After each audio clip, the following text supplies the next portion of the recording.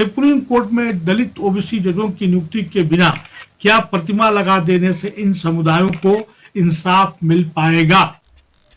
देखिए, बहुत ही उन्होंने मतलब कि जो कॉन्स्टिट्यूशन के जो भाग विभाते हैं डॉक्टर भीमराव अम्बेडकर है सर, उनका स्टैच्यू अब लगा है, लेकिन लगा तो सही है। मैं बहुत ही खुश हूँ और हम जैसे कई वकीलों में है कि ये हमारे लॉ के फाउंडर हैं, उनका यहाँ पे स्टैच्यू लगा है।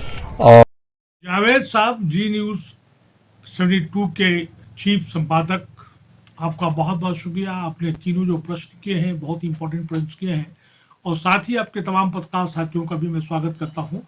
आज का दिन संविधान दिवस 26 नवंबर को मनाया जाता है। इसके लिए मैं आपसे ये बताना चाहूँगा कि जो कॉन्स्टिट्यूएंट असेंबली थी उसके चेयरमैन डॉक्टर राजेंद्र प्रसाद प्रथम जो है हमारे जो राष्ट्रपति थे वो थे, और ड्राफ्टिंग कमेटी के चेयरमैन डॉक्टर भीमराव अम्बेडकर, जो एक बहुत बड़े jurist, economist, social reformer, political leader और रेडिकल थिंकर थे। और मैं समझता हूं कि पूरे वर्ल्ड में इन जितनी के पास डिग्री है किसी के पास नहीं है। आपका पहला सवाल कि सुप्रीम कोर्ट में डॉक्टर BR अम्बेडकर की प्रतिमा लगाने को आप किस तरह से देख रहे हैं? दरअसल ये स्वागत योग्य है, ये पहले ही हो जाना चाहिए था।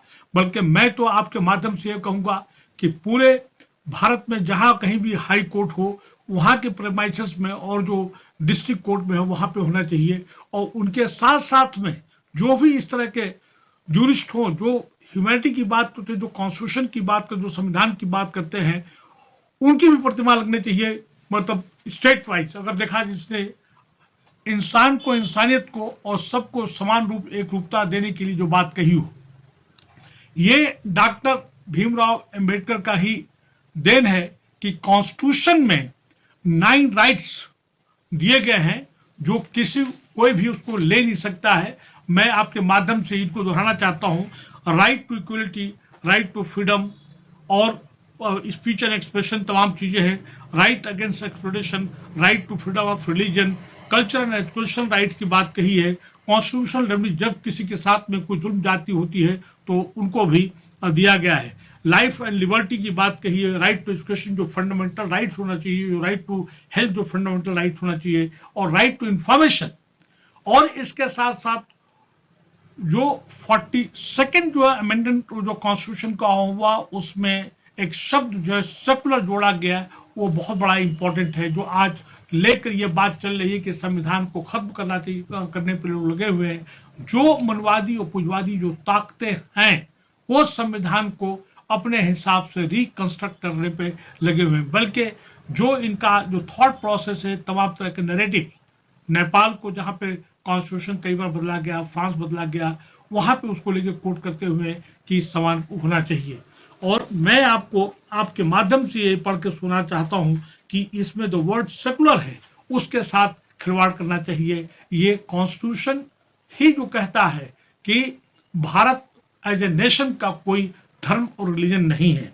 वो we the people of India having solemnly resolved to constitute India into a sovereign socialist secular democratic republic and to secure to all its citizens, जो 9 राइट्स जो मैंने बताया आपको, 9 जो हमारे हक हकूक हैं, उनको इन्होंने बात कही है। और इसमें द वर्ड सेकुलर है, सेकुलर जो है हम लोगों को बचाना है, कॉन्स्टिट्यूशन के साथ खेलना नहीं चाहिए। और साथ ही डॉक्टर भीमराव अम्बेडकर साहब ने यह बात कही कि हमारे सोसाइटी जो है क्लासलेस और कास्टलेस सोसाइटी होना चाहिए।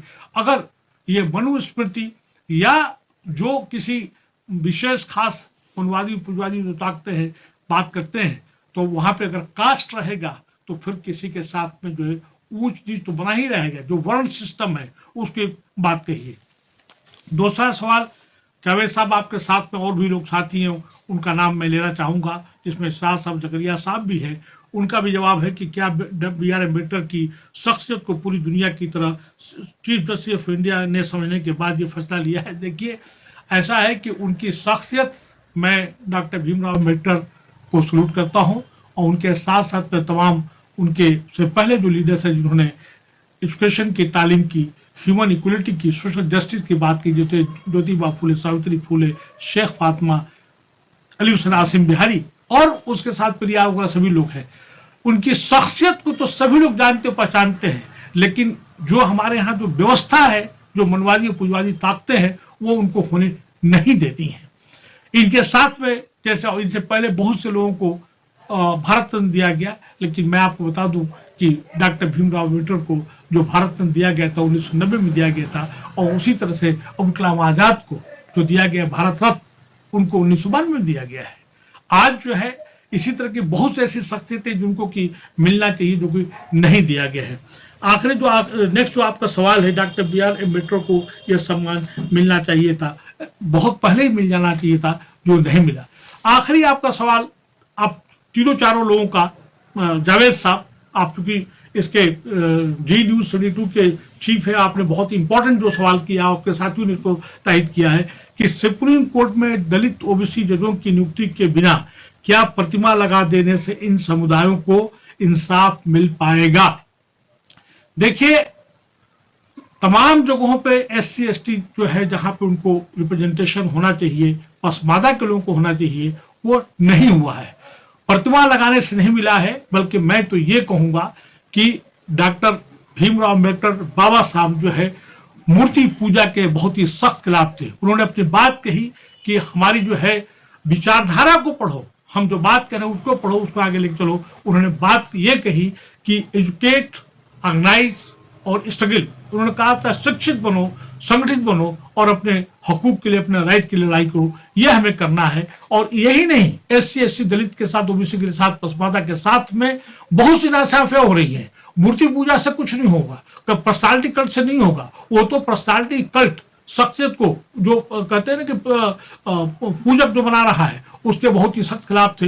उन्होंने ये बात कही कि जो मेरी विचारधारा है, जो उनको मैंने कहा था शुरू में कि वो रेडिकल थिंकर थे, उन्होंने जो बात कही उस पर हमें अमल करने की जरूरत है। और दलित को, SC ST को नहीं, पूरे भारतीयों को इन पर अमल करने की जरूरत है। और मैं एक बार फिर आज 26 नवंबर को संविधान दिवस, हम संविधान को बचाएंगे। जय संविधान, जय भारत, जय भीम। और इसके बाद मैं उन बाबा साहब को बहुत बड़ा खरीदे भी देता हूं और उनको सलूट करता हूं। आप सबका बहुत बहुत शुक्रिया। आज एक क्रांति का काम हुआ है। 26 नवंबर के रोज़ देश के निर्माता, संविधान के चेयरमैन डॉक्टर भीमराव अंबेडकर जी का मूर्ति का आरोहण हुआ है।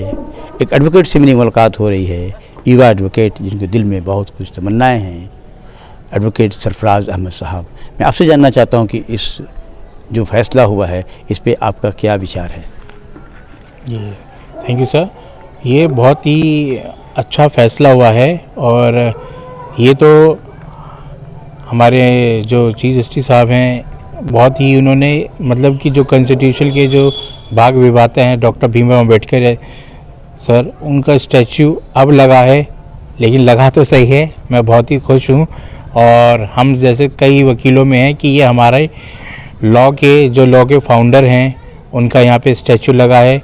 और आने कई सालों तक हम वेट करते रहे कि सुना था हमने भी कि लगेगी, बट इस टाइम लगा और मुझे बहुत खुशी हो रही है। और जितने भी हमारे अदर एडवोकेट्स हैं कि एक प्राउड फील हो रहा है कि हमारे कॉन्स्टिट्यूशन लीडर का जो फाउंडर हैं, उनका यहाँ स्टैच्यू लगा। इतना देर हुआ है, 75 साल गुजर गया है उनका, इस संबंध में आपका क्या विचार है।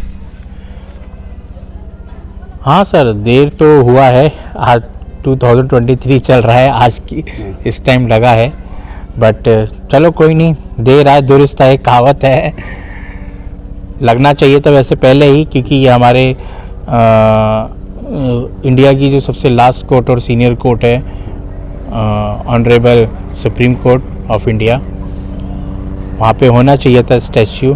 बट कोई नहीं, इतने सालों से नहीं, वो आज हुआ। But it is a very proud moment. वो feel every advocates to be proud moment and enjoy this moment. इसके लग जाने के बाद से भारत के आम गरीब जनता, भारत के आम लोग अपने आप को क्या फील करेंगे डॉक्टर भीमराव अंबेडकर का लग जाने से। सुप्रीम कोर्ट में भारत की सबसे बड़ी न्यायालय है, आखिरी न्यायालय है, लग जाने के बाद आम गरीब जनता क्या सोचेगी इस पर। सर, इनमें इनका स्टैच्यू लगना ये चीज़ का इंडिकेशन देता है कि ये हमारे लॉ के फाउंडर हैं। भारत का जो संविधान है डॉक्टर भीमराव अंबेडकर द्वारा ही बनाया गया है।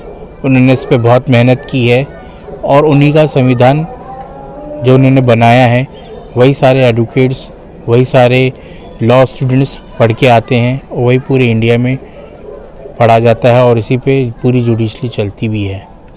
तो उनका स्टैचू लगने से ये दर्शाएगा कि लॉ फाउंडर यही है। कोई भी अनजान व्यक्ति इस कोर्ट में एंटर करेगा तो वो पूछेगा कि कौन है ये।